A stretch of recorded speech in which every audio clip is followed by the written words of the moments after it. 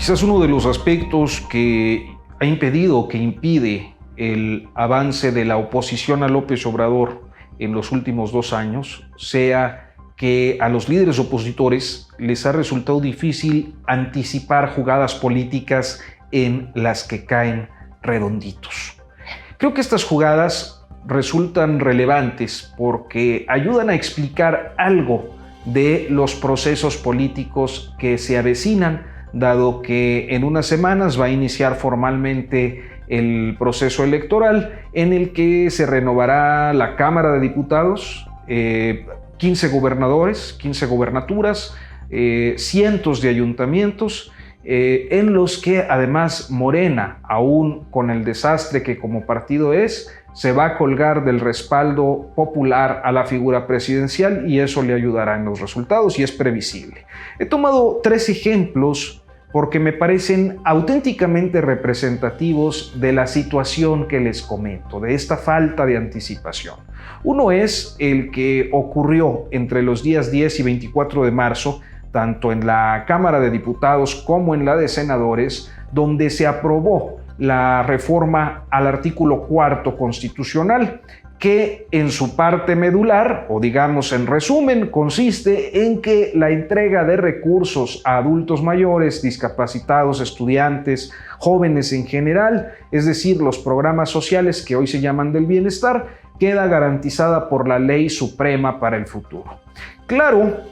el tema tiene aristas, tiene consideraciones de carácter técnico, operativo, definiciones ideológicas que no ven con buenos ojos una medida de esta naturaleza, pero que más allá de explicaciones y críticas complejas, pues todo se reduce a que el PAN votó en contra de ayudar a los pobres. No hubo interés, no hubo mayor preocupación por parte del gobierno de López Obrador, que impulsó esa reforma, por conseguir consenso con el PAN. Y desde entonces el presidente puede decir eso, que votaron en contra de ayudar a los pobres y que, bueno, ¿quién puede oponerse a ayudar a los pobres? Se trata pues de una oposición que con argumentos o sin ellos fue incapaz de prever lo que iba a pasar y actuó como se esperaba que lo hiciera para terminar dejando el asunto en eso, el partido que vota contra los pobres.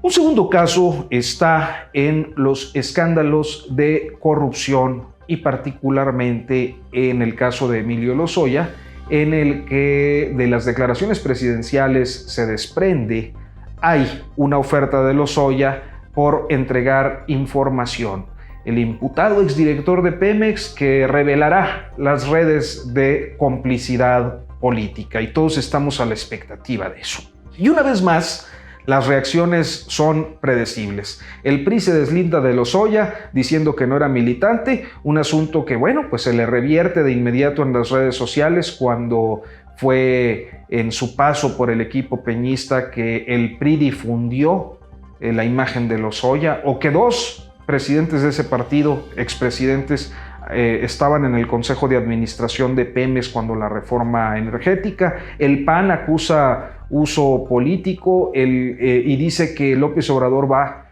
y está golpeando a la reforma energética. Son incapaces de hacer una condena a la corrupción, optan por ir al ataque del presidente en terrenos que, como ese, están bajo su control.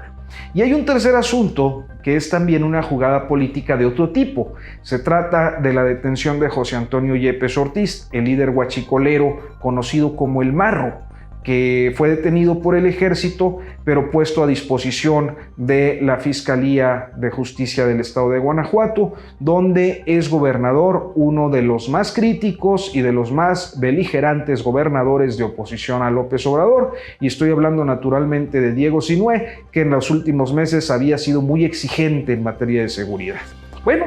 pues la jugada política es más que evidente. El Marro no podría haber operado sin complicidad política y eso pasa necesariamente por la clase política panista que gobierna Guanajuato desde los años 90, quizás finales de los 80. Procesarlo como se debe implica una sacudida local a las estructuras de poder, de manera que esto plantea la disyuntiva al mandatario estatal, a Diego Sinue, de ir contra los de su propio partido, poniendo en riesgo la permanencia de su partido en el poder en ese estado que ha sido bastión del PAN. En estos casos hay una condición,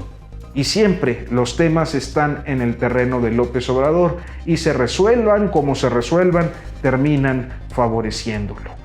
Predecible, poco creativa, fracasada la oposición en México.